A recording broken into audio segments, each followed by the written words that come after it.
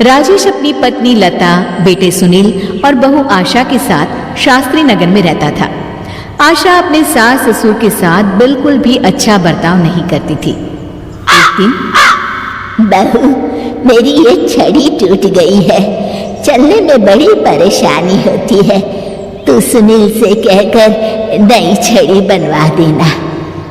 सासू माँ, एक तो इतने खर्चे होते हैं और ऊपर से आपकी ये छड़ी खरीदने निकलेंगे तो 1-1.5 से तो कम की तो आएगी नहीं। और वैसे भी आपको कहीं आना जाना तो होता नहीं, इस टूटी हुई छड़ी से ही काम चला लीजिए, इसकी मरम्मत करवा देते हैं। आशा वहां से चली जाती है। तभी उनके पति राजेश जी वहां आ जाते हैं। तुम क्यों झूठी उम्मीद बांधती हो अपनी बहू से?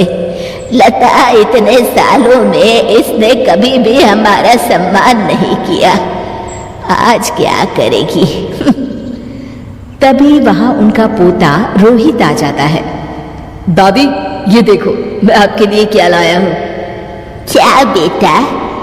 आपकी पुरानी छड़ी टूट गई थी ना, तो ये मैं अपनी कमाई से आपके लिए छड़ी लेकर आया हूँ। अब आप ये पुरानी छड़ी छोड़िए और ये वाली छड़ी हाथ में पकड़िए और ठाठ से चलिए। राजेश जी और लता जी एक दूसरे को देखकर मुस्कुराते हैं कि कम से कम उनका पोता तो उनका सम्मान करता है। एक दिन सुनील अपने पिता के पास आता है और कहता है, पिताजी, आपने हमारा पुराना वाला घर अभी तक क्यों रखा है? मैंने कितनी बार कहा है कि हमें वो घर बेच देना चाहिए, अच्छे दाम मिल जाएंगे।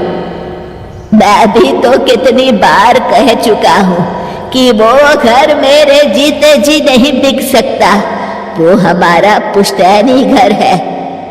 ओफो पिताजी, कब तक इन पुश्तैनी घर को संभाल के रखेंगे? अब छोड़ भी दीजिए मोह माया, आपके पूजा पाठ के दिन है, कहाँ आप एक घर के मोह में लगे हुए हैं। घर का मोह नहीं है बेटा, कुछ चंद यादें हैं, उनका मोह है, पर तुम ये बात नहीं समझोगे। आपसे तो बात करना ही बेकार है।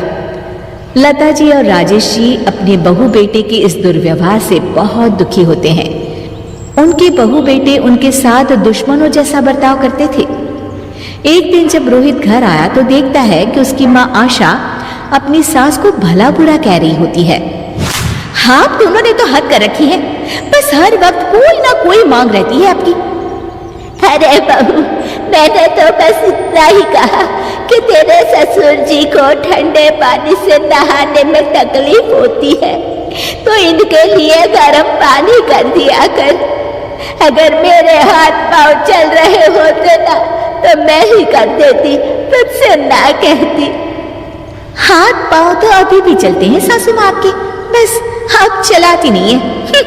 क्या मैं नहीं चाहती कि ये सब नाटक है आपका, ताकि सारा काम मुझे ही करना पड़े।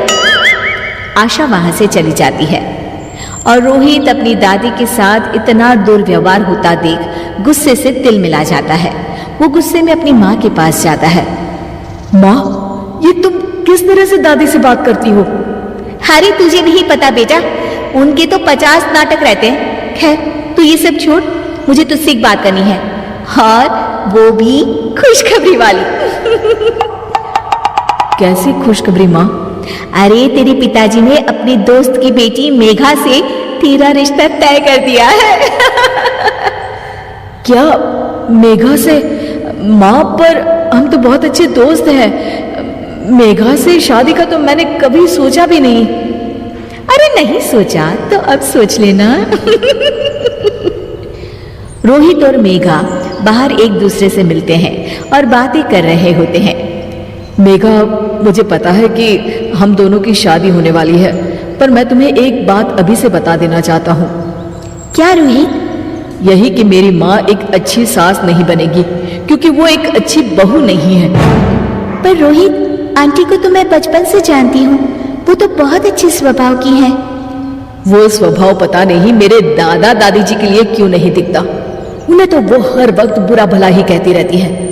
मैं चाहता हूँ कि उन्हें ये पता चले कि वो ये बहुत गलत कर रही है। मैंने कुछ सोचा है जिससे माँ सही रास्ते पर आ सकती है। मेघा, क्या तुम इसमें मेरा साथ दोगी? तुम जैसा कहोगी मैं वैसा ही करूंगी रोहित, मैं तुम्हारे साथ हूँ। मेघा और रोहित दोनों की शादी हो जाती है और मेघा अब आशा की बहू बनकर उनके घर आती है।